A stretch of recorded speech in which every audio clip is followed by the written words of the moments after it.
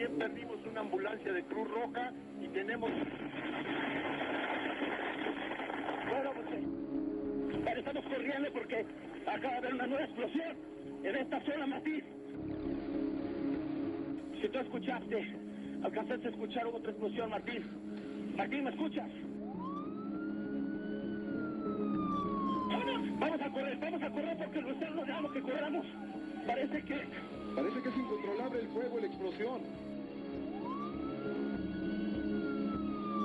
Yo le insisto a la gente, no se acerquen a esta zona, carajo, porque como tú escuchaste fue una explosión fuerte.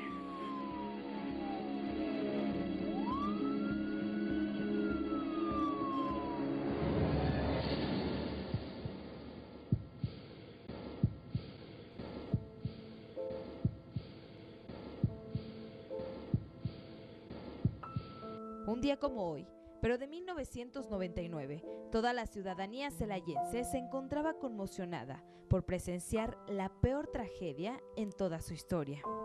14 años han transcurrido de aquel día, conocido como el Domingo Negro. 3 fueron las fuertes detonaciones que arrebataron vidas, destrozaron inmuebles y laceraron, en lo más profundo, a todos los celayenses. Alrededor de las 10:15 de la mañana sobrevino el primer estallido, justo en la calle Antonio Plaza. El estruendo alertó a las personas cercanas y ahí comenzaron las primeras llamadas a los cuerpos de auxilio. Porque desde que nos dimos cuenta de la humareda, de la explosión, pues acudimos al área caliente. En ese momento yo participaba en socorros y ese día me pudo haber tocado la guardia de operador de ambulancias, le tocó a Juan Rodríguez Corona. Muchos de nosotros nos rolamos el turno de ambulancias en las mañanas de los domingos o el domingo completo. Y en ese momento, pues, por el rol que había y por la necesidad del servicio, le tocó a Juan Rodríguez Corona. En ese momento no teníamos una coordinación por la rapidez con la que sucedió el evento. Apenas las ambulancias acababan de llegar, de hacer los traslados. Y recuerdo muy bien que llegó el señor Alfredo Salle, que en ese momento era el día de su cumpleaños, por cierto. Llegó ya con su casco y con su peto y empezó a tomar el mando de la situación y ya estaba por llegar el apoyo del gobierno del estado, y cuando llegó esa situación estaba llegando también el ejército.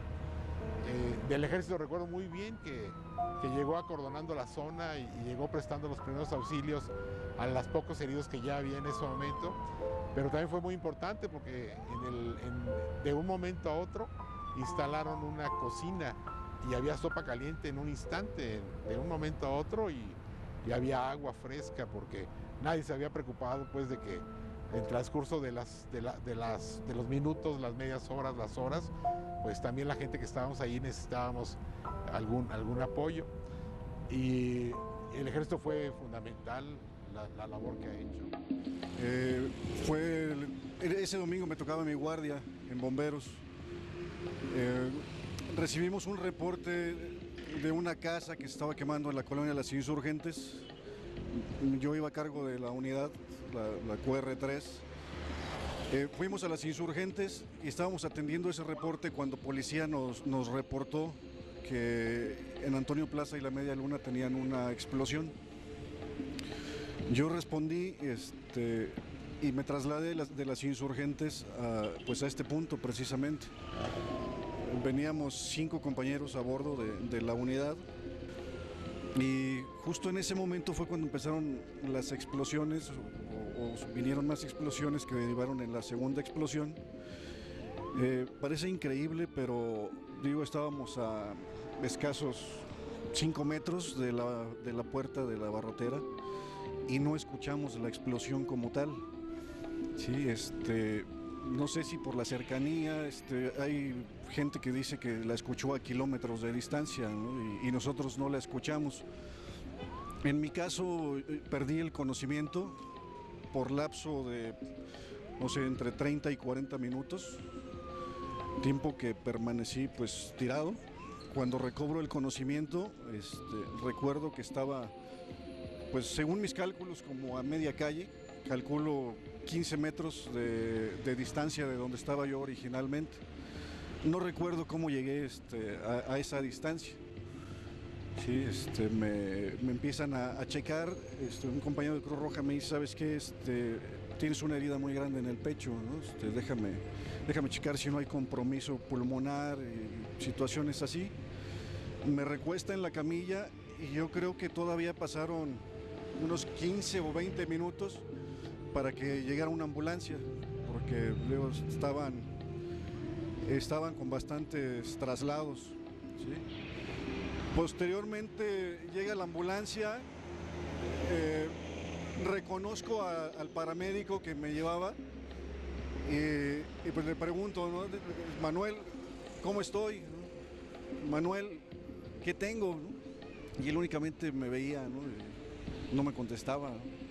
Hasta que se atrevió y me dijo, ¿quién eres? ¿No? Y pues fue cuando, pues sí me espanté un poco, ¿no? Dijo, bueno, pues ¿cómo estoy? ¿No? Que ni mis compañeros me reconocen. Y bueno, yo no lo supe en ese momento, lo supe posteriormente, ¿verdad? Que cuando ella me encuentra saliendo de quirófano, me llevan a terapia intensiva y ahí le dicen a mi esposa, ¿sabe qué?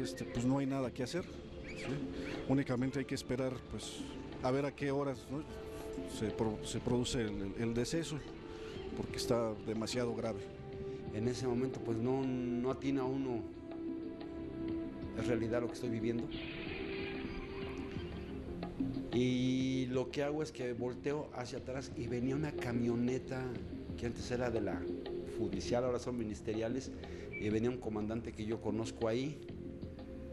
Entonces le digo, comandante, no se metan, porque no sabemos qué es lo que haya. No se metan. Y yo otra vez me regreso.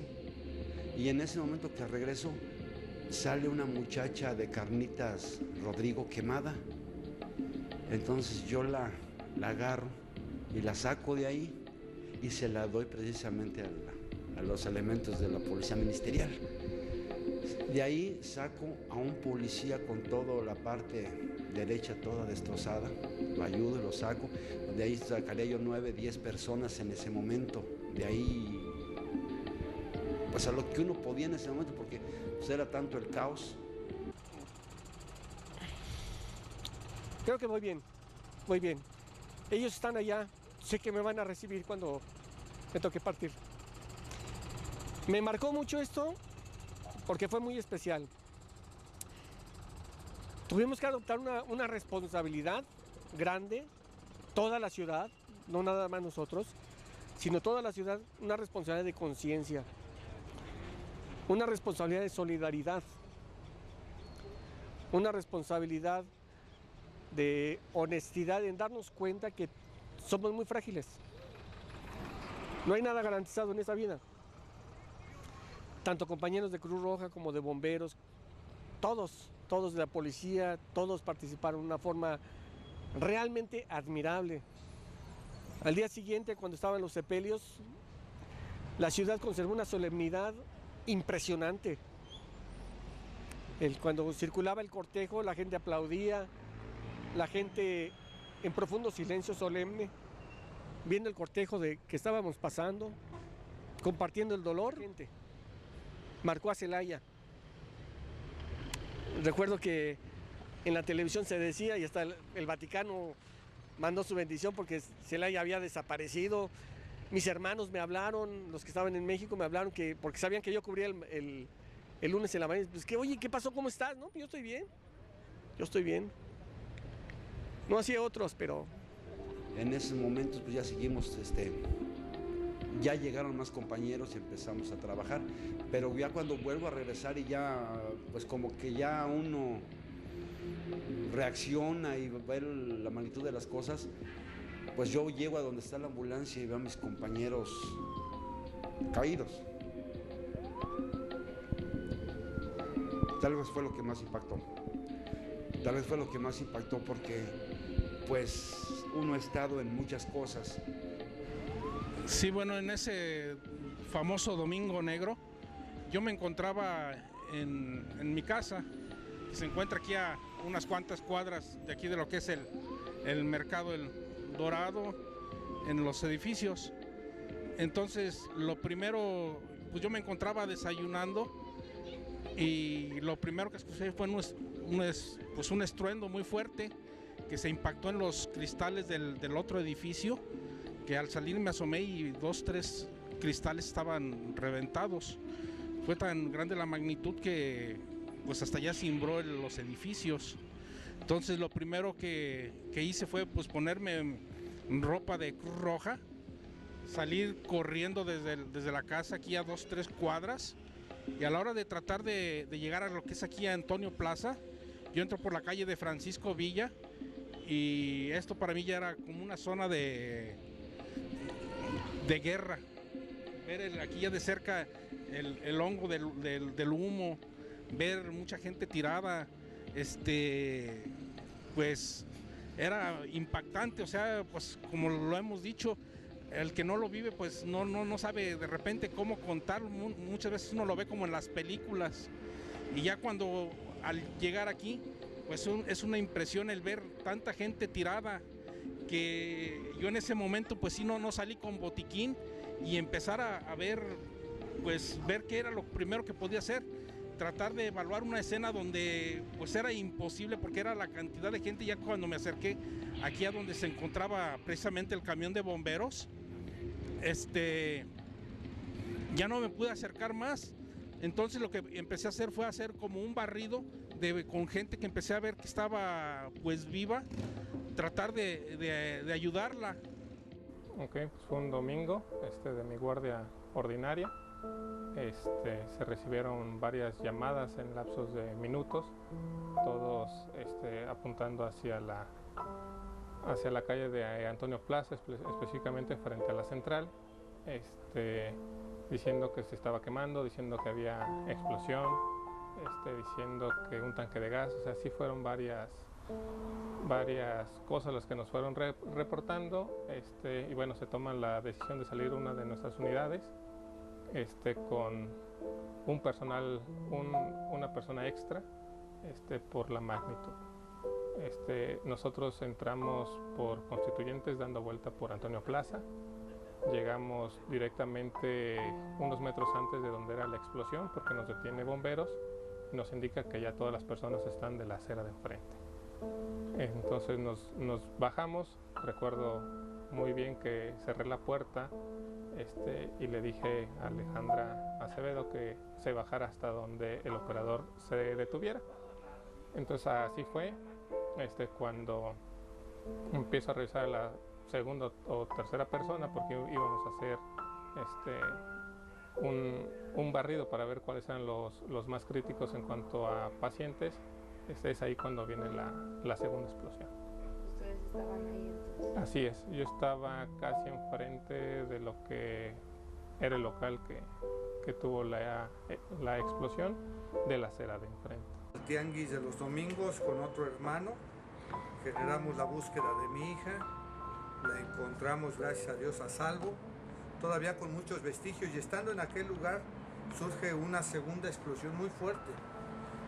Recuerdo el tema con muchos papelitos en la zona, la gente corriendo, y de ahí es cuando recupero a mi hija y estando bien de salud, y me dirijo con mis 2 hermanos a la delegación de la Cruz Roja.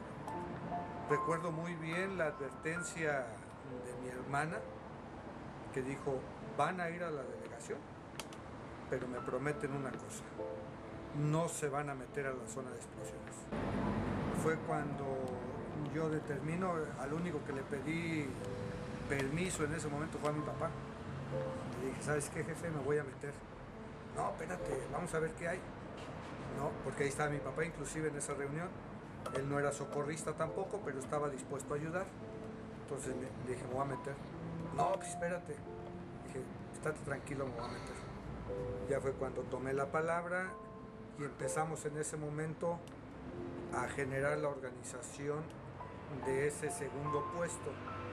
A partir de ahí generamos el primer puesto que estaba en la zona caliente, generamos este segundo puesto de control de toda la administración, y fue algo que pues, sin duda marca en tu vida, porque fue una situación muy difícil vivirla cuando los instantes iniciales eran muy peligrosos, cuando la información inicial era muy confusa, cuando la demanda de información de todos los afectados y de otras autoridades era también muy complicada.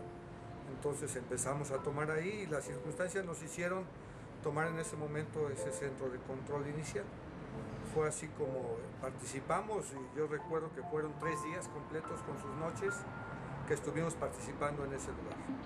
Pero sí recibí yo llamada por parte de un agente motociclista de vialidad donde nos indicaron que había un flamazo, nos habían dicho que era un flamazo de gas y reportamos a la cabina y ya iba una unidad hacia el lugar. Pues fue una sensación de miedo, incluso por la cuestión de que cuando me lo reporta a mí la gente de vialidad, yo continué con el servicio que estaba cubriendo, que era una carrera pedestre, y al llegar justamente a la esquina de Antonio Plaza y Boulevard, ahí yo me quedé con la unidad deteniendo el tráfico para que pasaran los corredores y en ese momento fue cuando se vino la explosión, donde hubo la afectación a los vehículos de emergencia, que fue la ambulancia, los carros de bomberos y las patrullas y los demás vehículos civiles. Allí me trasladé y empezaron a llegar el personal de ayudantía y ahí empezamos a trabajar, empecé yo a distribuir a los ayudantes para ver qué daños estaban por ahí. Pero pues luego llegaban y me comentaron, no sé quién me comentó que iba el ganso caminando, todo quemado. Eran muchos los lesionados, muchos los quemados y heridos. Las ambulancias que había no se dieron abasto para nada. Y entonces de ahí yo vi al señor Alfredo y ya nos distribuimos otra vez y vi al señor Alfredo que iba caminando, entonces me le acerqué y ya le dije que tuviera cuidado, que pues órale. ¿Ves? En ese momento llegó una máquina de Cortázar y se estacionó ahí, que se le había ponchado una llanta. Cuando íbamos, el señor Alfredo iba delante de mí y yo iba atrásito de él, cuando ¡zas! La otra explosión, la tercera explosión. Y pues todos corrían, todos veíamos hacia arriba los pedazos ¿cómo se llama? De piedras, vamos a llamarle, ¿ves? Porque caían pedazos de esos de cemento, ¿cómo se llama? De las casas, así, ladrillo, todo caía, todo, entonces lo que andábamos, bueno, yo andaba, ahora sí que me metí abajo del carro de bomberos, cuando vi yo la explosión, o sea, que salió ya la onda explosiva, así se veía gris, ¿ves? Y parecía un volcán todo eso. La central de abastos frente a la central de autobuses permaneció literalmente desierta, entre las ruinas y estructuras. Aquellos que sobrevivieron describen aquella imagen como una zona de guerra.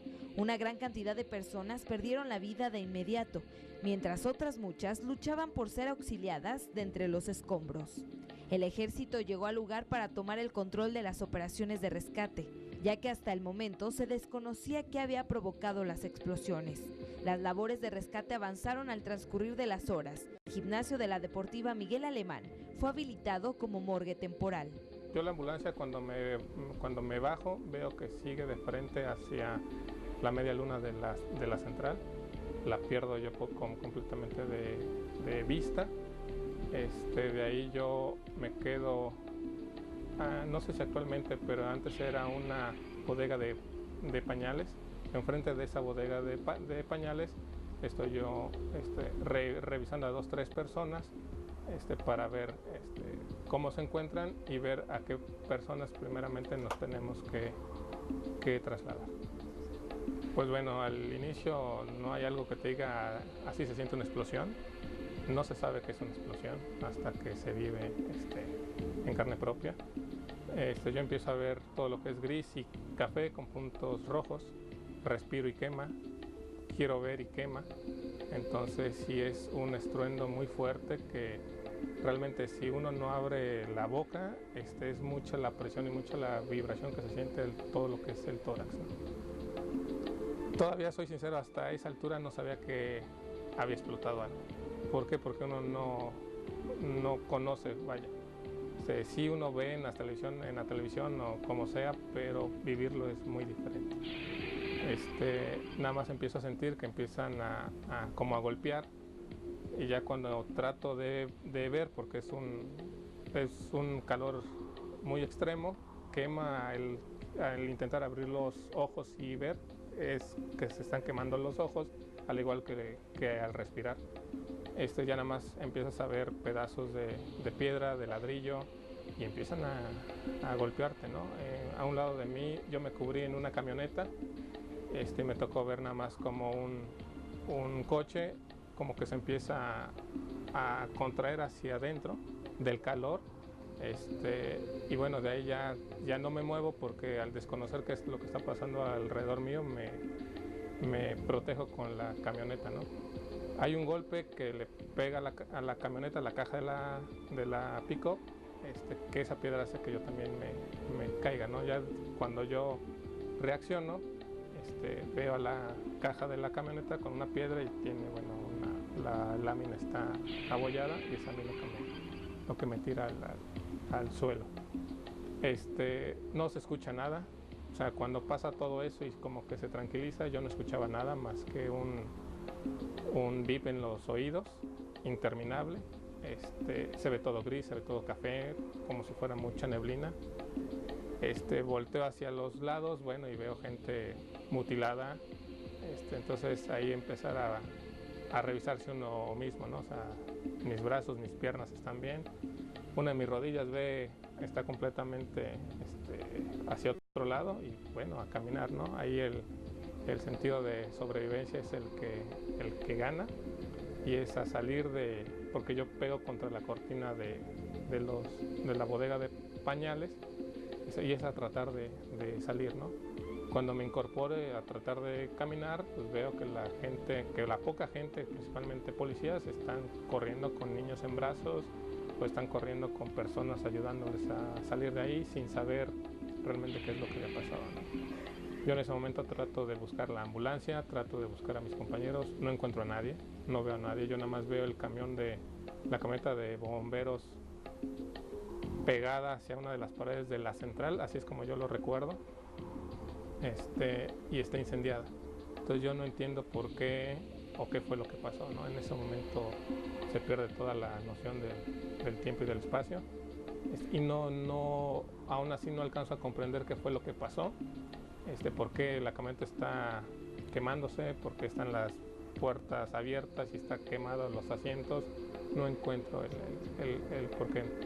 Ya cuando ya voy caminando, bueno, pues voy viendo la magnitud, ¿no? de lo que es. Y bueno, y principalmente a tratar de buscar tanto la ambulancia como a mis compañeros, ¿no? No encuentro a nadie. Y recuerdo muy bien que cuando llegó el señor Sayek, ya tenía el mando, llegó el agente de lo que ahora es Protección Civil en el Estado, y le pidió que hiciera una supervisión a bordo de un helicóptero.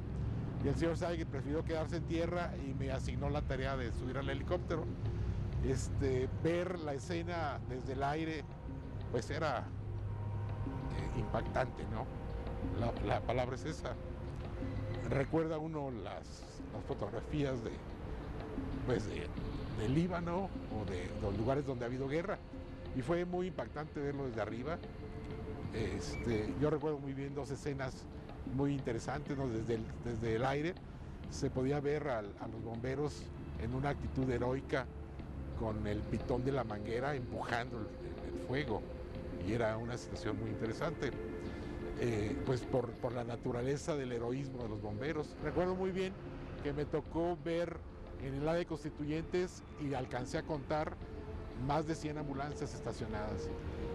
Y había, desde el aire se alcanzaba a ver que eran ambulancias blancas con el emblema de la Cruz Roja, había ambulancias de otras corporaciones y había mucho personal del ejército.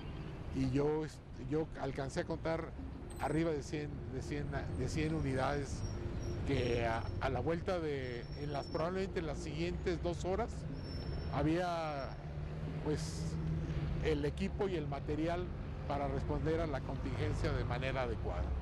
El tratar de ver cómo estaban los cuerpos tirados, porque pues les digo, tardé menos de 10 minutos en llegar aquí a la zona cuando ocurrió la explosión. Es una cosa que impactante y el tratar de superarlo pues sí es algo duro, muy difícil. Pues se siente, híjole, y más estarlo platicando porque uno vuelve a recordar todo cómo estaba aquí la zona en ese domingo, aproximadamente las 11:20, 11:30 de la mañana, y verlo ahorita, híjole, tratar de recordar es impactante, el tratar de ver cómo estaban los cuerpos tirados, porque pues les digo, tardé menos de 10 minutos en llegar aquí a la zona cuando ocurrió la explosión. Es una cosa que impactante y el tratar de superarlo pues sí es algo duro, muy difícil. Desde aquellos hechos solo se logró la detención de una persona, una mujer llamada Angélica Vargas Bocanegra, propietaria de la bodega donde se almacenaba de manera ilegal la pólvora. El Domingo Negro no se olvidará jamás. La impunidad y la imprudencia marcaron para siempre la historia de esta ciudad. Aquellos contemporáneos bien lo recordarán. Creo que hace falta mucha cultura de la prevención en todo México o a nivel local. La prevención es lo que nos ha hecho mucha falta. Y realmente ese día en lo personal yo me llevé insultos de la gente que estaba, acércate, son unos cuetitos, no le tengas miedo, ¿no? O sea, sí fueron muchos ataques hacia nosotros, porque nosotros tratábamos de retirarlos de ahí y la gente no, o sea, la gente nos insultaba diciendo, no, es que no es posible que tengas miedo a unos cuetitos. Bueno, sus cuetitos... Antes de la segunda explosión. Así es. Entonces mucha gente del mercado de abastos estaba viendo ahí, o sea, y realmente se pudo haber prevenido muchas muertes si la gente hubiera entendido desde la primera vez que se retiraran, que se hicieran más para atrás. Y no, recibimos muchos insultos. Actualmente me preguntan para estas fechas, ¿y qué no sabías que había pólvora almacenada? No. Digo, si las autoridades no sabían, uno que va como rescatista menos, ¿no? Marcar la vida, pues yo creo que a darle más valor a muchas cosas. Porque en la radio me dieron por muerto. Porque en la tercera explosión me agarra casi cerca y alcanzamos a correr porque empezó la implosión y empezamos a correr. Yo corro y un compañero, un muchacho, no sé de dónde era, porque traía ropa de bombero, cae junto de mí. Y así dice uno, pues, o sea, no da uno crédito a ver tantas cosas. Pero lo que marcó la vida es, vuelvo a repetir, de que somos tan fuertes para muchas cosas, pero la vida es muy frágil. Los seres humanos somos muy frágiles ante una tragedia. Claro, sí, son sentimientos encontrados enormes desde que sucedió hasta el momento. O sea, digo, gracias a Dios no me pasó más, pero también digo, había tanta gente que a lo mejor ya tenían hijos o familia o cosas así, y yo pues tenía 19 años, era como adolescente, apenas iba a entrar a la universidad. Decía, hay gente que dejó muchas cosas y ya no está, y yo sí. Obviamente afortunada de que me haya pasado, más de que no me haya pasado nada y que esté aquí, pero sí son muchos sentimientos encontrados. Yo creo que la mayoría de los bomberos hacemos esto porque nos gusta, porque es algo que tenemos tal vez desde la infancia y que en algún momento lo pudimos hacer realidad, ¿no? Y si el gusto que uno tiene sirve para ayudar a alguien, pues qué mejor, ¿no? Pues me estoy arriesgando tal vez demasiado, ¿no? Pero digo, ¿qué te puedo decir? Sigo siendo bombero, sigo con el gusanito. Y pues no queda más que encomendarnos a Dios y bueno, Él sabrá en qué momento nos ha de tocar, ¿no? Ahora, pues qué decir de todos los... Me preguntaron que quién había sido el héroe de aquí de la Cruz Roja. ¿Quién? Que para darle la medalla a Miguel Hidalgo. Yo creo que van a necesitar como 300, les dije a la persona que me preguntó. ¿Por qué 300? Para mí, todos son héroes.